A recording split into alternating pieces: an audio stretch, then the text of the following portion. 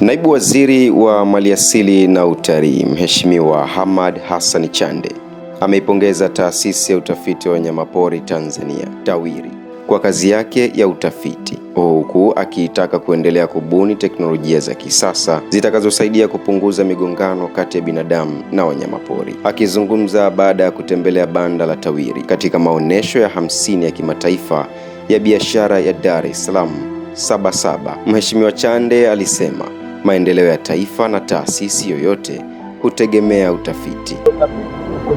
Maendeleo ya nchi yoyote au taasisi yoyote inategemea utafiti. TAWIRI kwa upande wake imeeleza kuwa imeendelea kutekeleza jukumu la kufanya tafiti za kisayansi zinazosaidia uhifadhi wa wanyamapori na usimamizi endelevu wa rasilimali za taifa. Moja na kusimamia tafiti za wanyamapori nchini, lakini pia tunafanya sensa wanyamapori ili kuweza kutambua idadi yao na changamoto mbalimbali za uhifadhi, na hivyo basi kuweka mikakati mizuri kwa ajili ya uhifadhi endelevu.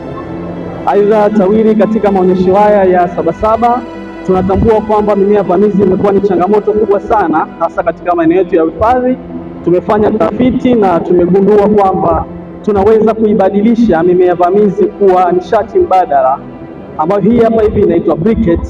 Ni nishati mbadala ambayo ina faida nyingi sana, kwani tunatumia ile mimea vamizi kuitengeneza na hivyo basi kusaidia mazingira ya hifadhini yaweze kuwa na chakula cha kutosha kwa ajili ya wanyamapori wetu. Na hii inatoa moshi kidogo, lakini ina joto thabiti, kwa hiyo ni nzuri kuliko hata kuni. Yes, lakini mbali na hapo, asante sana, tunatumia pia teknolojia mbalimbali ili kufuatilia mienendo ya wanyamapori wakali na waharibifu kama vile tembo pamoja na simba, na kama unavyoona pale, ile ni GPS collar ambayo madaktari wetu kama unavyoona kwenye picha pia hapa, yes, tunambalisha tembo shingoni.